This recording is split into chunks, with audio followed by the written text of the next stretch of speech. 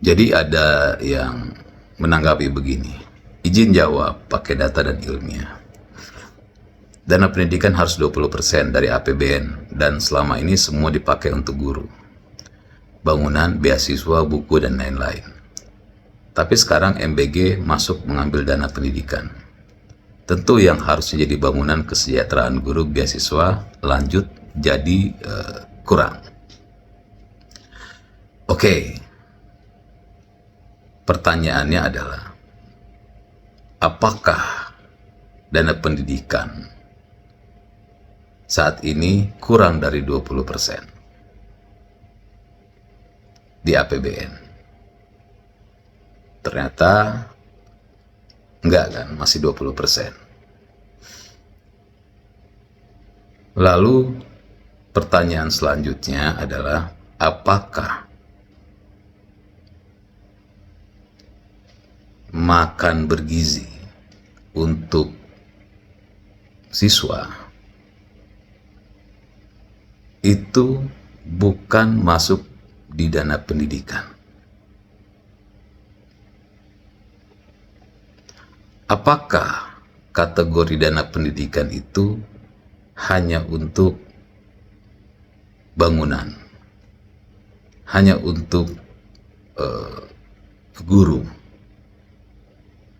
tapi tidak boleh untuk siswa? Apakah ada pengkategorian seperti itu? Nah, kalau memberikan kesejahteraan untuk guru itu boleh masuk ke dalam dana pendidikan, kenapa ya gizi untuk anak sekolah ketika mereka belajar itu tidak boleh dimasukkan ke dalam dana pendidikan? Kenapa tidak boleh? Dan yang tidak membolehkan itu siapa? Nah, jadi sekali lagi tidak ada pengurangan dana pendidikan, ya. Dan pemerintah itu punya hak untuk memasukkan makanan bergizi kepada siswa, itu masuk ke dalam kategori di dana pendidikan. Sama halnya seperti masuk dalam kategori kesejahteraan guru. Paham ya? Begini nih, daripada sibuk ya, hanya memaki, memfitnah, marah-marah gitu ya, terkait program MBG, lebih baik ikut terlibat di dalam program MBG. Kalau terlibat, selain membantu program pemerintah, juga membantu perekonomian kita masing-masing, juga membantu perekonomian rakyat. Ya. Nah, sudah banyak ya orang-orang yang terlibat dalam membuka dapur MBG. Orang-orangnya bukan pejabat, bukan politisi, orang-orang biasa ya. Beberapa kawan saya, mereka bukan pejabat, politisi, bikin program MBG ya. Dan mereka ketika mereka buka dapur MBG, mereka akhirnya menerima banyak pekerja ya yang bekerja di dapurnya. Lalu tentu dengan mereka membuka itu, mereka butuh telur, daging, sayur, beras, dan segala macam buah ya. Itu kan supply dari petani, peternak, pekebun gitu kan. Ya. Dan akhirnya kan menguntungkan bagi para peternak, petani, nelayan, pekebun gitu kan. Mereka akhirnya memproduksi lebih banyak dari biasanya gitu. Nah, kalau mau ikut, saya bilang ada dua. Kalau punya uang, maka silakan daftar untuk ikut membuka dapur MBG. Ya, di mana untuk membuat dapur itu nggak murah, ya, nggak murah. Satu titik aja itu minimal tanah 250 sampai 300 meter ya besarnya. Lalu membangun dapurnya itu sesuai dengan standar yang sudah ditentukan, itu kurang lebih 2 miliar modalnya. Dan itu ditanggung sendiri, bukan diberikan oleh pemerintah. Nah, sehingga ketika dia buka dapur MBG, selain dia bisa memproduksi dan memberikan makan bergizi ke anak-anak dan ibu hamil, juga dia mendapatkan keuntungan. Masa orang nggak dapat keuntungan gitu? Nah, kalau tidak punya uang, ya, misalnya para pemaki-pemaki ini nggak punya uang, ya jangan marah-marah, ya, jangan malas juga, ikut terlibat di dalam dapur MBG sebagai pekerja. Sebagai pekerja tentu setiap bulan akan mendapatkan upah yang layak gitu. Jadi begitu ya, daripada hanya maki-maki, marah-marah, fitnah sana sini, itu namanya penyakit. Saya ingat nama penyakitnya apa ya? Oh ya, nama penyakitnya itu adalah bodoh. Hehe. Ya gue kuliah lah, ya kan, gini-gini gue itu sarjana hukum, ya. Gue itu sering ya dimintai pendapat hukum oleh para tokoh-tokoh, oleh orang-orang hebat, ya, oleh para pengusaha gitu.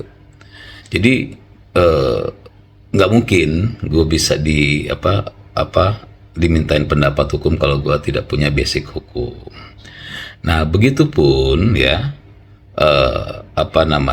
seperti yang Anda katakan, suruh baca pasal 31 Undang-Undang Dasar 45 dan Undang-Undang 20 tahun 2003 terkait pendidikan.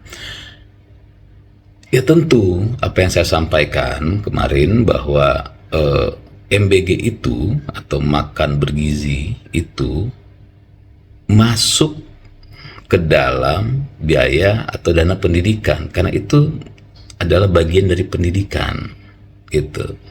Sehingga dana pendidikan yang 20% berdasarkan Undang-Undang Dasar 45 itu tidak ada yang dipotong, karena MBG masuk dan menjadi bagian dari pendidikan, ya. Nah, seperti yang Anda sampaikan di pasal 31, ya jelas itu malah makin menguatkan bahwa makan bergizi itu harus masuk dalam pos pendidikan, ya, buat murid-murid ya. Pasal 31 itu kan itu tujuannya untuk mencerdaskan ya kehidupan bangsa. Begitupun pasal 20 ya Undang-Undang 20 tahun 2003 gitu kan, menyatakan hal yang sama juga sama seperti Undang-Undang Dasar 45 ya.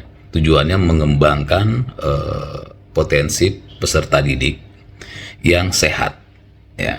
Terus menjamin pendidikan yang bermutu.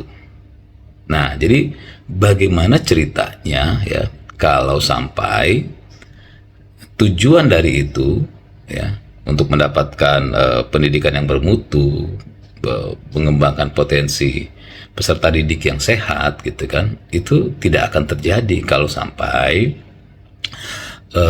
murid-muridnya ini belajar dalam keadaan lapar atau gizinya tidak cukup. Ya, pemerintah memasukkan makan bergizi buat siswa ini karena melihat data bahwa banyak siswa yang belajar dalam kondisi yang tidak nyaman. Ya, ada yang lapar, ada yang gizinya tidak cukup sehingga tidak mampu menyerap pembelajaran di sekolah ya. Jadi paham ya.